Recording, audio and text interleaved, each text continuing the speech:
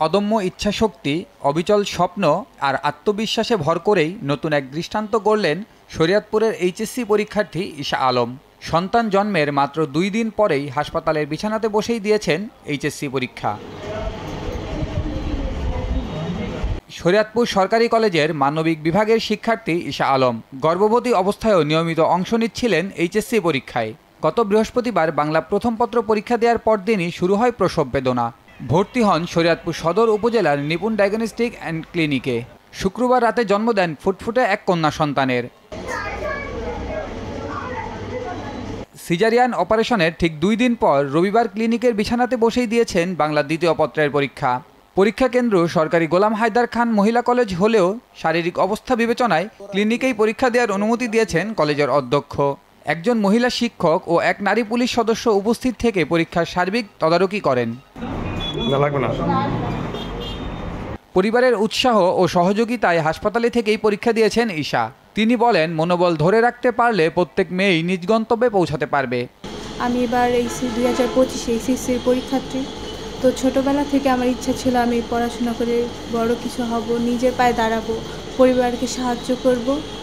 So এই বিধায় যেহেতু আমার বিয়ে হয়ে গেছে এক্সামের আগে, সো বেবি কনসেপ্ট করে ফেলি, তো মনে হয়েছে যে আমি এই অবস্থায় এক্সাম দিতে পারবো। তাই আর কি আমি এক্সামে এই জায়গায় হসপিটালে পড়াশোনার পরীক্ষা দেওয়ার চেষ্টা করেছি। আশা করি যতটুকু পারছি তাতে ভালো একটা নাম্বার আমি পাবো। আর আমার পরিবারের সবাই যদি আমার পাশে না থাকতো, তারা যদি আমাকে সাহস না দিত, তাহলে আমি আর এইভাবে আগাইতে পারতাম না, আর আজকে এই অবস্থায় বসে আমি এক্সামও দিতে পারতাম না। আমি তাদের উদ্দেশ্যে বলবো তারাও যেন তারা সাহস যোগায়, তারাও পড়াশোনা করে আরও এগিয়ে যায়। এটাই আমার তাদের প্রতি আশা, ইচ্ছা। ঈশা বিয়ের পর থেকেই পড়াশোনা চালিয়ে যেতে চেয়েছেন। তার এই অদম্য ইচ্ছাকে শ্রদ্ধা করে পাশে দাঁড়িয়েছেন তার স্বামীও। আমার ওয়াইফ হচ্ছে ঈশা আলম। সে হচ্ছে শরীয়তপুর সরকারি কলেজের একজন শিক্ষার্থী। সে এবার এইচএসসি 25 ব্যাচের এবার এক্সাম দিচ্ছে সরকারি গোলাম হায়দার মহিলা কলেজে। তো সে 26 তারিখ তার প্রথম পরীক্ষাটা হয় বাংলা প্রথম পত্র। এবং এর পরবর্তীতে সে প্রেগনেন্ট ছিল, সে ওই অবস্থায় সে প্রথম পরীক্ষাটা দেয়। দেন পরবর্তীতে আমরা 27 তারিখ হসপিটালে আসি তার চেক আপের জন্য। তো হসপিটাল থেকে আমাদের নির্দেশ দেওয়া হয় যে ইমার্জেন্সি তাকে সিজার করা লাগবে। তো আমরা 27 তারিখ রাত্রে আমার ওয়াইফকে সিজার করানো হয়। আমাদের একটা মেয়ে বাবু হয়েছে, আলহামদুলিল্লাহ, সবাই দোয়া করবেন।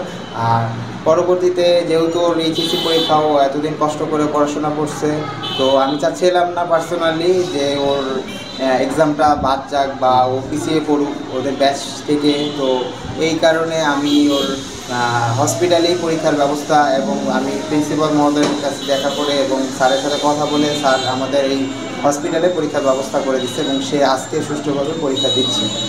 ঈশা আলমের এমন মনোবলের প্রশংসা করেছেন সরকারি গোলাম হায়দার খান মহিলা কলেজের অধ্যক্ষ ওয়াজেদ কামাল। ঈশা যেন সফল হতে পারে এবং উচ্চশিক্ষায় শিক্ষিত হতে পারে, এটাই তার প্রত্যাশা। মানবিক কারণেই ছাত্রীকে পরীক্ষা দেওয়ার সুযোগ দিয়েছি। তো গত রাত্রে খবর পেলাম যে এই ছাত্রী নিপুণ হসপিটালে মা হয়েছেন। তার পরিবারের পক্ষ থেকে এবং তার পক্ষ থেকে লিখিত আবেদন করেছে মেডিকেল সার্টিফিকেট সহ, যে স্যার আমি পরীক্ষা দিতে চাই। তবে কোনো চিকিৎসক বলেছেন কোনোভাবেই তাকে ক্লিনিক থেকে বের করা যাবে না। তো যথারীতি সে আবেদন করে মেডিকেল সার্টিফিকেট সহ আমরা একজন মহিলা সিনিয়র শিক্ষক সহ এবং একজন লেডি পুলিশের ব্যবস্থা করে আমরা নিপুণ ক্লিনিকে মেয়েটিকে পরীক্ষা দেওয়াই। সে এক কন্যা শিশুর মা হয়েছে এবং আজকে আমাদের দায়িত্বপ্রাপ্ত কর্মকর্তা বললেন যে উনি খুব ভালো পরীক্ষা দিয়েছে মেয়েটি।